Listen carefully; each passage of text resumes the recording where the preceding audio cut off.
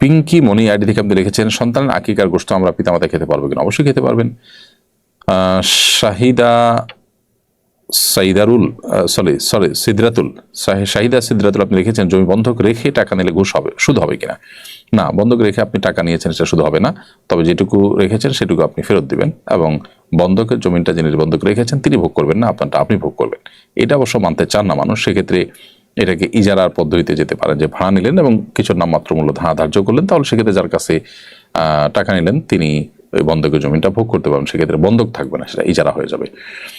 M Fuad Hossain লিখেছেন, বিভিন্ন বাহিনীর মসজিদগুলোতে দেখা যায় জোহর নামাজের সময় অফিসারদের জন্য সামনের জায়গা ফাঁকা রেখে বসা হয়, এরপর ইসলামের নির্দেশনা জানতে চাই। বিভিন্ন বাহিনীর মসজিদে এরকম দেখা যায়, আমিও জানি। আমি সে সমস্ত বাহিনীর কর্তা ব্যক্তিদেরকে বিনীতভাবে অনুরোধ করতে চাই তারা যেন এই কালচারটা থেকে বেরিয়ে আসেন এবং এই যে একটা সংস্কৃতি তাদের মধ্যে আছে সেটা যেন না থাকে। কারণ আসলে মসজিদের বাইরে নিশ্চয়ই তাদের চেইন অফ কমান্ড, তাদের যে অন্যান্য বিষয় সেগুলো তারা খেয়াল করবেন, কিন্তু মসজিদের মধ্যে আসলে এমনটি করা উচিত নয়। এখানে আল্লাহ সুবহানাহু ওয়া তাআলা সবার মধ্যে সকল প্রকার ভেদাভেদ তুলে দেওয়ার যে শিক্ষা এবং দীক্ষা সেটি আমাদেরকে দিয়েছেন। নবী সাল্লাল্লাহু আলাইহি ওয়াসাল্লাম মসজিদে যখন ছিলেন তিনি সেনার প্রধানের দায়িত্ব পালন করেছেন, কিন্তু সেখানে মসজিদে তিনি সকল মানুষকে সমানভাবে দাঁড়াবার অবারিত সুযোগ দিয়েছেন।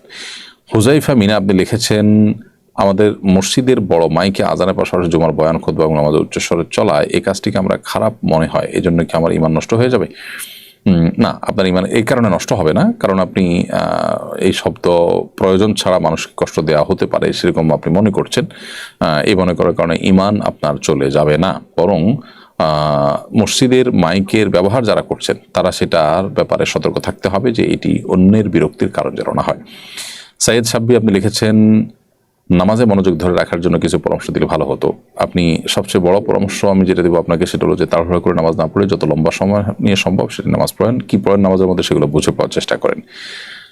এরপরে শেহজাদি আইডি থেকে আপনি লিখেছেন, আমার স্বামী চাকরি পাওয়ার জন্য কি আমল করতে পারি? দোয়া করবেন যেন আল্লাহ তাআলা আমাদের হালাল রিজিকের ব্যবস্থা করে দেয়। অবশ্যই দোয়া করি আল্লাহ তাআলা আপনাদেরকে হালাল রিজিকের ব্যবস্থা করে দেন প্রিয় বোন।